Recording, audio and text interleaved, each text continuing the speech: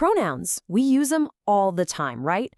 But here's the thing, get them wrong and your whole message just turns into a confusing mess. So hang out with me for the next few minutes and I'll show you how to get these tricky little words right, so everything you write is sharp, clear, and way more powerful. All right, let's just dive right in. Take a look at this sentence. Seems simple, doesn't it? The team captain told Karen to take her guard position. But take a closer look.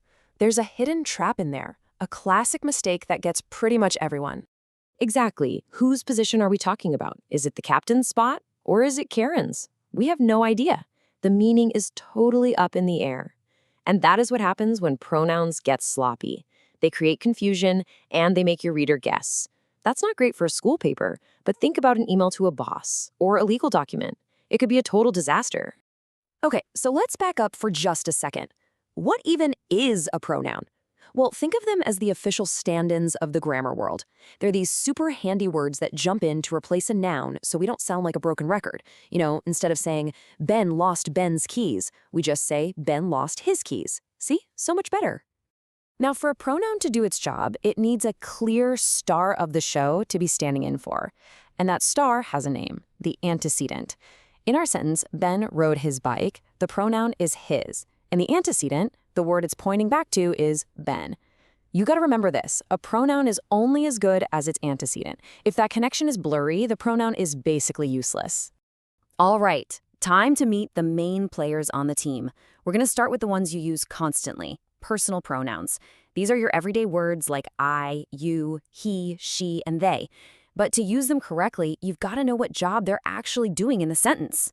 So personal pronouns change based on their point of view, or what grammar nerds call person. First person is the speaker, that's your I or we. Second person is who you're talking to, that's you. And third person is who or what you're talking about, he, she, it, they. Pretty straightforward, right? Now this right here, this is basically your pronoun cheat sheet. The form a pronoun takes, its case, changes depending on its job. Is it the one doing the action? Well, that's the nominative case for subjects. Is it receiving the action? Then it's the objective case. Or is it showing who owns something? That's the possessive case. So here's where the rubber meets the road. Check this out. Karen and I heard the news. We use I because Karen and I are the subjects doing the hearing.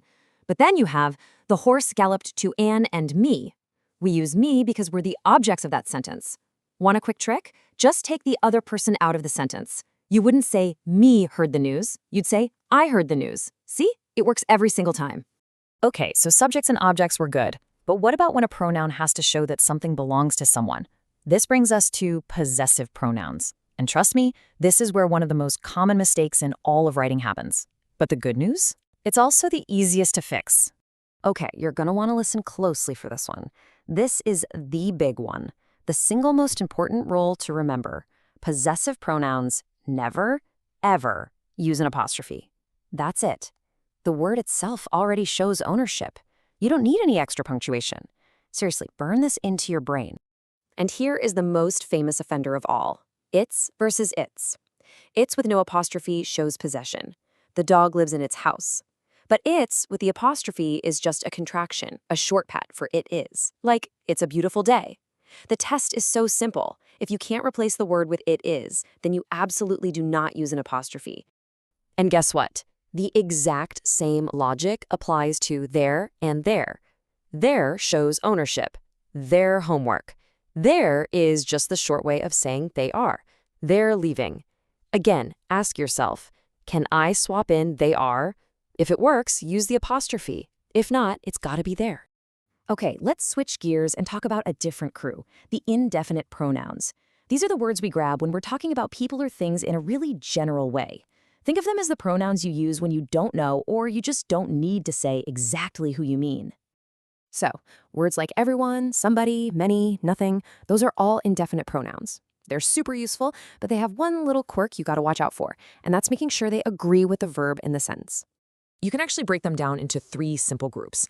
First, you've got the ones that are always singular, like everyone. You'd say everyone is happy, not everyone are happy. Then you have the ones that are always plural, like many. Many are happy. And then there's this tricky little group in the middle that can be either singular or plural, depending on the context. So let's take the word some. In this sentence, we're talking about some of the cake. Now, since cake is a single thing, it's a singular noun, we treat some as singular too. And that means we need a singular verb. Some of the cake is gone. But watch what happens when we change one word. Now we're talking about some of the houses. Because houses is plural, the pronoun some suddenly becomes plural, and the verb has to match. Some of the houses need paint. See that? The noun that comes right after it gives you the clue. Okay, we're going to bring this all together now. We've talked about different types and cases and all that, but it all comes back to one single critical idea. The most important concept for making your writing clear and powerful. It all comes back to the antecedent.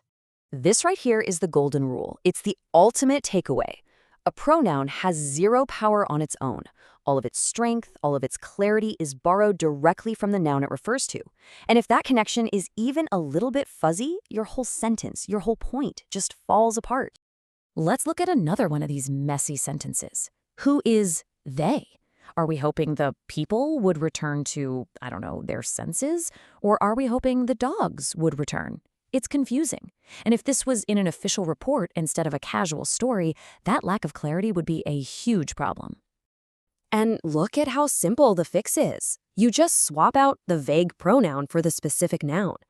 By changing they to the dogs, all the confusion just vanishes instantly. The sentence is clear, it's direct, it's effective, no more guesswork. So here's a tool you can use every single time you write. It's a quick 3-step mental checklist. First, find the pronoun. Second, find the noun it's pointing back to. That's the antecedent. And third, be honest and ask yourself, is there any possible way this could be misunderstood? If there's even a shadow of a doubt, just rewrite it for clarity. And that's really the big idea here. Getting pronouns right isn't just about passing some grammar quiz. It's about being a sharp, precise, and powerful communicator. When you make sure every single pronoun has a clear, undeniable antecedent, you're not just writing correctly, you're writing with authority. And that's what gets you taken seriously, whether it's in a college essay or a job application. So, I'll leave you with this question. Now that you know what to look for, where are you going to start noticing these confusing pronouns? In the news? In text messages from your friends? In emails from your school? I promise you, once you start seeing this stuff, you can't unsee it. Keep your eyes open.